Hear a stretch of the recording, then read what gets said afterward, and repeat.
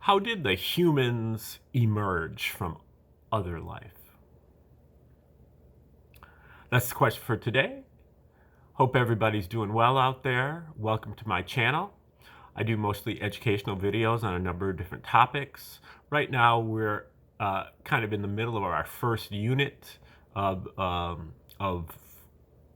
series of videos on the tree of life. So right now I'm putting out 144 separate videos on each one on a different aspect of the tree of life, and mostly done. Got about another month to go, and we feature that toward the end of the video, but at the beginning we're going to just give you the basics on the tree of life.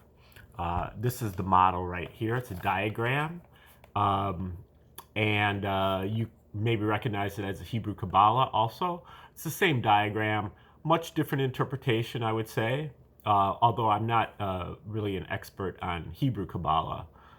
But I've done a lot of studying on the ancient Egyptian version of the Tree of Life. It probably goes back even before the ancient Egyptians, also to Atlantis or Lemuria or Mu or the extraterrestrials, or who knows. But what you see here is that it's got 10 different circles, and they're numbered 10, 9, 8, 7, 6, 5, 4, 3, 2, 1. Then there is an abyss. This is a dotted circle or implied circle or sphere, and then the 0 above the tree. 12 different categories. Now this is really, these categories, when you add them up, it basically, the tree of life, you have to also add in all the connections and the configuration of the diagram. But it's really like a map of our faculties of consciousness, or a map of our consciousness, and each one of the different spheres or circles is an aspect of our consciousness. So we have like 12 aspects of consciousness, and then when we take it to another level of description or elaboration, we end up with 144. So that's where I get the 144 different kind of minor aspects. This is basically what happens when you take the whole tree and you place it on each one of the spheres. So you break it down to another level, you end up with 144 minor aspects, which are really our stages of life, or stages of history, consciousness, spirituality. And I've compiled those 144 in a guide that I'd be happy to send to you. If you send me if you click the link in the description, I'll send that out to you. Now, usually for beginners, it's really enough to know just the 12. When you learn the 144, you're getting into a lot of detail, and so that's more of like an intermediate version. But the beginner version kind of goes like this. The 10th sphere is our survival instinct, and we'll talk about this a little bit later today too also. But the 10th sphere is about survival. It's about our life force, which keeps us alive regardless of our conscious input. And it's the state of nature, kill or be killed, the law of the jungle. So this is really, our unconscious ability to keep ourselves alive. Okay, then we move up to the ninth sphere, where the ninth sphere is where this is like a wild animal. This is really like a domesticated animal. So this is our domestic sphere, what we get growing up in the home. So the first 5+ years of our lives, plus any other time that we, move back into this area, which could be, if we're talking to somebody that we're taking advice from or something like that. This is really kind of like the learning cycle. So at the ninth sphere, everything is new to us. We are kind of have a beginner's mind the first years of our lives, everything is wondrous, and we are wrapped in attention. We have a very heightened receptivity, and we basically observe our caregivers or whoever's around us in the home, and we watch what they do. And then we watch what they do, it fascinates us, and we attempt to imitate what they do. When we do so, we normally come up short, and so we have to practice and practice and practice until we get it the way that the other person was doing it. This is how we learn to walk, and a panoply of other skills that we pick up when we're little kids. So basically what we have is heightened receptivity, imitation, memorization, and practice. Okay, now where this is the domestic sphere, the asphere is the public sphere. This is out in the real world. Now both of these are really blind. They copy regardless of the truth or falsity, good or evil, or good or badness of the action. It's just like a straight copy. Here we copy what we're picking up in the home, and here we copy what we're picking up out in public. So this is what we get from the teachers and our preachers and our newspapers, the media, entertainment industry, the expert opinion, the establishment, the intuition, the institutions, the conventional wisdom, where they say everybody knows that. That is a mark of like our consensus worldview. So this is what they tell us. We're supposed to believe this, and we're supposed to, behave this way. So this faculty here for the asphere is about our belief systems, and is about our logical faculties. So basically, this is all logic here, but this is like the logic on the most superficial level, like just on the surface, like appearances. Okay, so this is about how things really appear, but this is to a great extent is a trickster. A lot of times things appear quite different than what they really are, and in many cases, what we see, what we're being told. This is an example of this is consensus. They tell us that everybody knows that, but really it just looks like everybody knows that because most people are faking that they know it, because they know that they have to get into this asphere because this is where the resources, all the status, all the success, so-called success, is located. And so if you want to be able to feed your family or whatever, you want to be able to get into the school that you want to go to or get the job you want, you have to kind of give lip service to the asphere. So, they present themselves as a consensus, but normally it's really like a lot of people giving lip service to something. And by doing that, they convince other people to go into here because everybody's doing it that way, so must be right. Again, it's like the emperor wears no clothes kind of situation. And a lot of times, what they're telling you to believe in is directly contradictory to what your own experience is. And you invert the logic and reasoning faculty that you have here at the asphere in order to kind of bend over backwards to justify the asphere. You end up rejecting your own experience to fit in with the asphere. Again, like the emperor wears no clothes. You see the emperor has no clothes on, but everybody else says that he does, and they're great. They're great clothes. And so you kind of end up just saying, okay, yeah, those are really beautiful clothes. In some cases, that you're lying. You know that you're just saying that to give it lip service. But in other cases, you actually convince yourself that, well, I don't know, since everybody else is saying that he's got beautiful clothes on, maybe he does, and maybe I'm just not seeing it. You question yourself. So that is kind of like an inversion of the asphere. If you can keep the asphere intact, upright, then you end up kind of just giving lip service to it, like, okay, yeah, look, the emperor looks great, now can I go?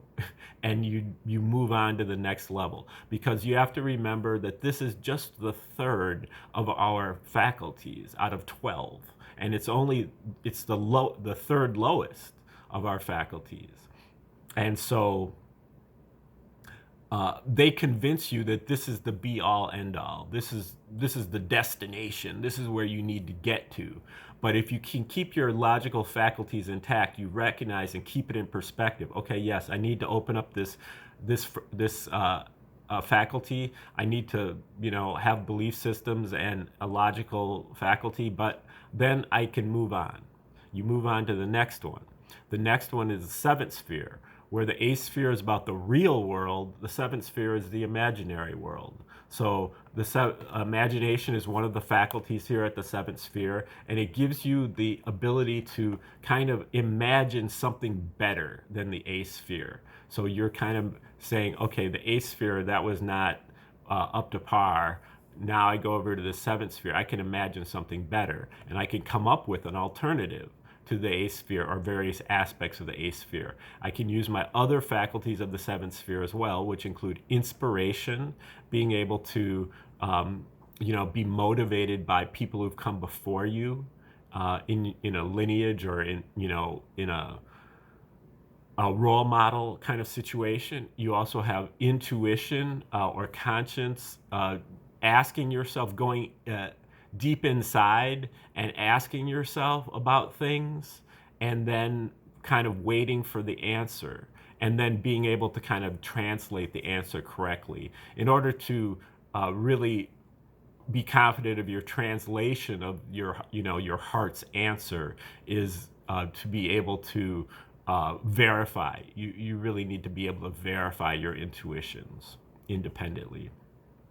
Then we also have our creative spark, our ability to put things together that have never been put together before, and to add something new to what's already there. And then also our pleasure principle, our ability to put things together into pleasing arrangements for other people. All these things can go into your creative product, whether it's a new song, a new poem, a movie, or an invention, that all attempt to provide alternative guidance to this eighth sphere. And then finally, at the top of the seventh sphere, we're really tuning into our divine mission, or our creative mission, or our secret mission, which is what we were put here on this earth in order to accomplish. We all have secret gifts. We all have affinities and talents, and we need to develop them. Here, that's taken as like a cookie cutter. You're going to be a doctor, or you're going to be a police officer, but here it's like you are going to be the best version of yourself. You are an individual, and you have a mission here. And so this is tuning into your mission. That also gives you the impetus to keep climbing up the tree, to keep moving toward the higher faculties. So when we get here, we're at the sixth sphere. This is our free will faculty. And this is really the center of the tree. This is our essence, where we are located all the time. But the free will faculty has two components: our ability to pay attention and our ability to make decisions. And we find that we generally are paying attention to this little matrix here, our lower aspects. And because this is our comfort zone, this is what we're accustomed to. And so we have to use our other aspect of free will, which is our decision-making ability, to make the decision to avert our attention from this lower area and try to pay attention to our higher aspects, developing our higher aspects. And that is a scary proposition, because these are largely undeveloped. So we're kind of staring into the unknown, which is always scary. But if you can override your fear and get yourself turned around, then you can really set the stage for spiritual evolution. Now, the first place that we're paying attention to is the fifth sphere. That's the next one in line, and this has to do with our sense of justice, our ability to be just with people, and this boils down to karma, which boils down to violence, waste, and violation. Are you committing waste? Are you being violent? Are you violating other people? And karma can be seen as like a mirror here. So, what you put in is what you get out.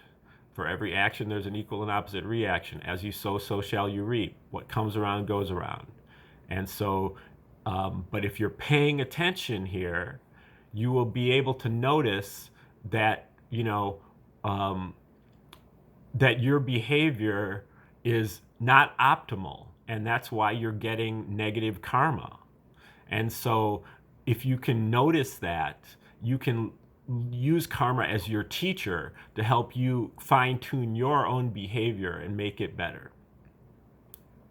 Now, the same thing kind of applies with the fourth sphere, where the fifth sphere is about the enforcement of the natural law or order of things. The fourth sphere is about the articulation of the natural law or order of things. The Egyptians called this ma'at, and this is really like cosmologies and theories of everything and ancient holy books that all talk about the creation, God, humans, their relationship with God, where we are going, what's the purpose, and all of these different things, along with the laws of physics and chemistry and so on. So these things all fit in here at the fourth sphere, and where this side is about taking things apart and putting them into separate categories. This is about putting things together into wholes. Like at the seventh sphere, we were putting things together into pleasing arrangements. Here, up here at this level, this is more about under the surface, not superficial characteristics, but like more about form and function and interrelationship, really function. And so this here is analysis, and this is synthesis. So the synthesis comes in terms of cosmologies. You want to study really as many different cosmologies as you can to get the broadest perspective. Don't just read the Bible. Read the Bible and read other things too that give a broad, a rounded perspective. All the ancient people have a cosmology. Many modern people, even individuals, have cosmologies. Try to study as many as you can, and then you use your intuition again. You go inside and you say, I've studied all these. Now, how do I make sense of them? How do they all fit together into a way that also harmonizes with my own experience and that I can really understand and use? So that is really the process of synthesis, or what Santos Bonacci calls syncretism. And so use your intuition or your scientific insight, or otherwise you could call it religious revelation, that kind of puts these things together in a way that enables you to move forward. Okay, so this is the universal law, universal love, and the universal language. And it's like how all those things fit together. Then the abyss here is about our psychic powers. This is our ability to tune into and recognize omens. That's our psychic receptivity. And then the ability to act upon those omens, which is our psychic heat.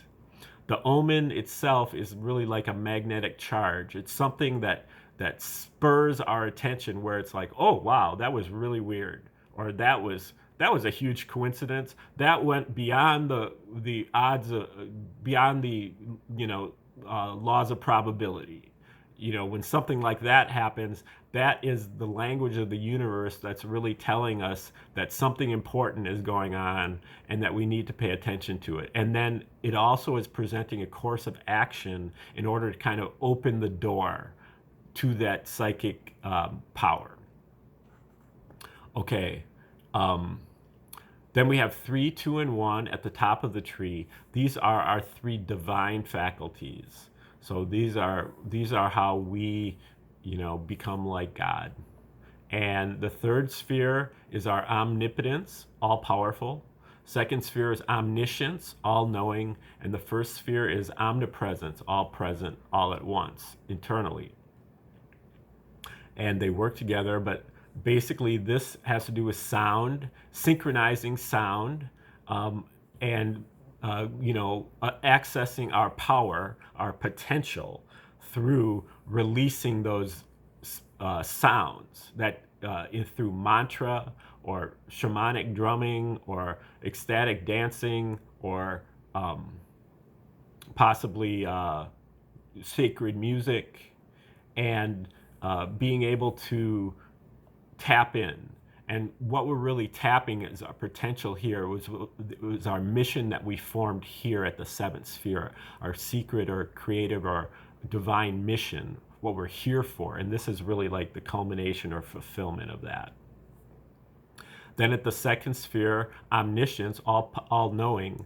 All knowing is wisdom. This is our ability to solve all of our problems, and also to be able to solve other people's problems, and then eventually to be able to avoid all our problems by never having them arise in the first place, because you're able to see into the future and predict that these things are going to happen. So this 2nd sphere is largely to do with prediction, being able to see ahead of time. Now you can get, this is tapped in through intense deep meditation where you're able to really shut down your thinking process. At the 8th sphere, we're learning how to solve problems through thinking, but these are superficial answers. The answers here always have unintended consequences that create other problems. It's kind of like the head of the Hydra. You cut off the head of the Hydra and 2 more heads grow in its place. But here, when we come up with solutions, these are final solutions, and they end the problem.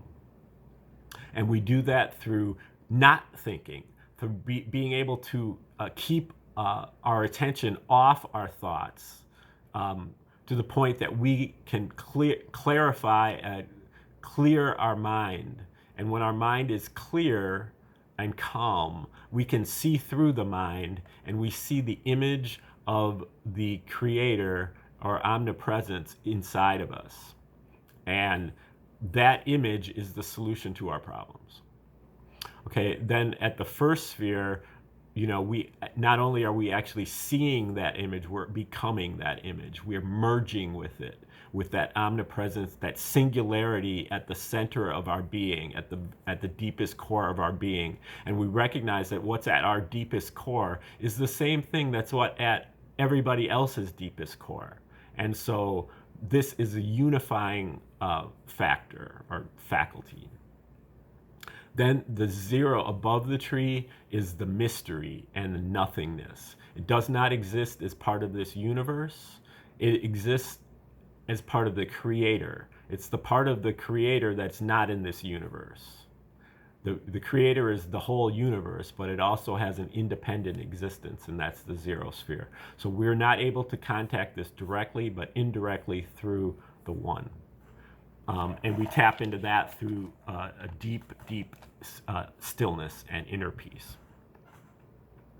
Okay, so that is kind of the beginner's version of the tree of life, the 12 categories. Now, when we want to expand it to 144, we move up to a more intermediate level.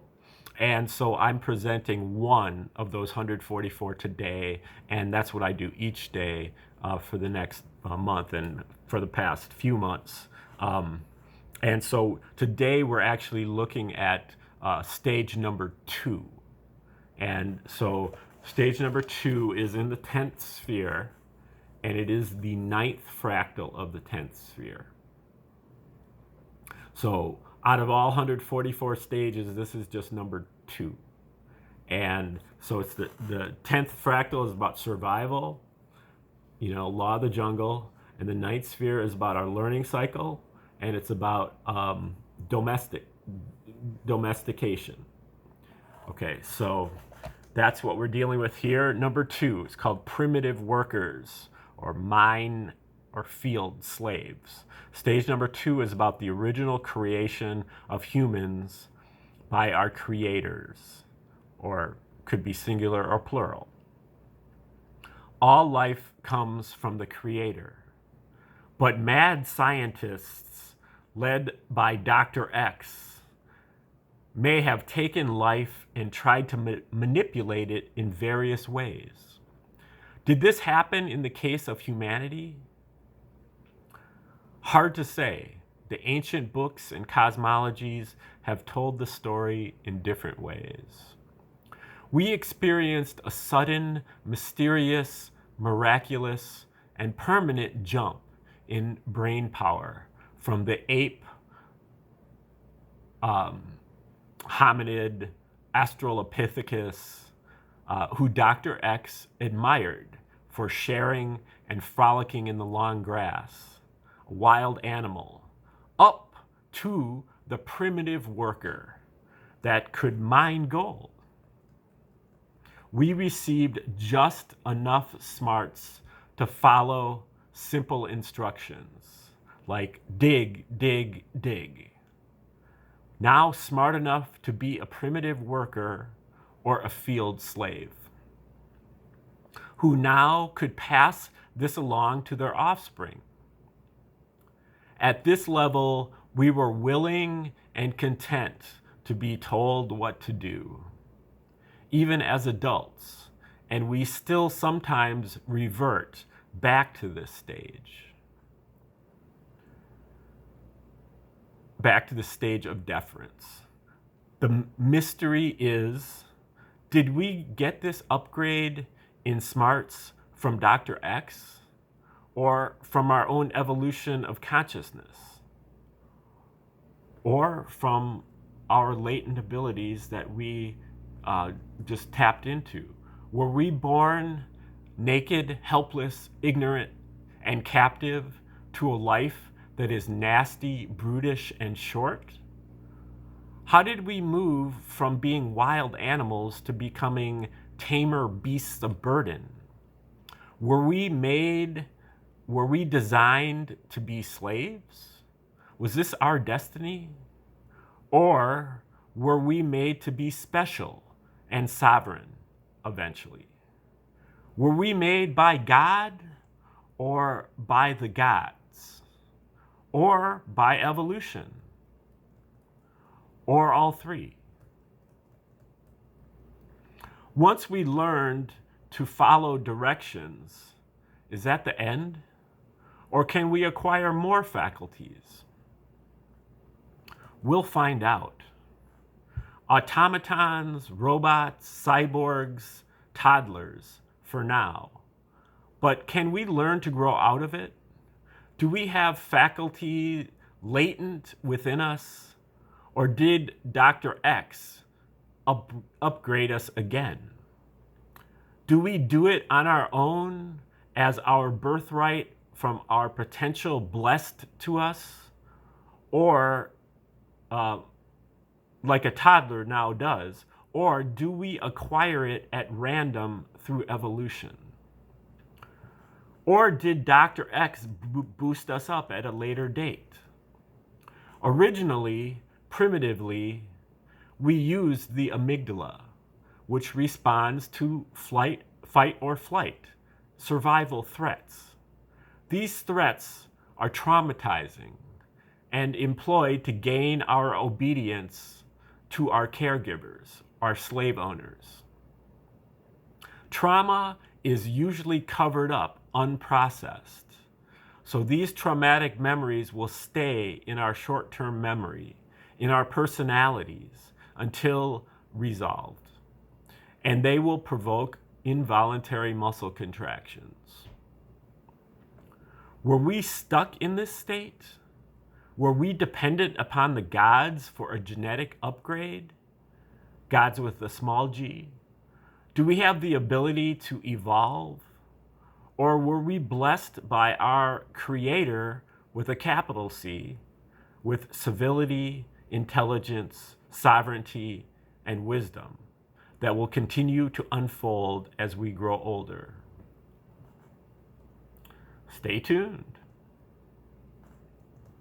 Okay, that's number 2, primitive workers. That is the 9th fractal of the 10th sphere. Thank you very much for sticking around to the end of the video. You can click the link in the description if you'd like to get that guide to the 144 fractal faculties, where this one will be listed number 2, but there will be all the other 143 will also be there, and you can compare and contrast that list, and you can use it as a guide and a scorecard for watching future videos from me. And you can click the like button. Also, you can subscribe to the channel, comment constructively in the comment section, and you can share the video with others. And know that tomorrow I will be making another video on the same topic, but a different one of the 144 fractal faculties. And please stay tuned. So tune in tomorrow, and otherwise have a great day, and we'll see you then.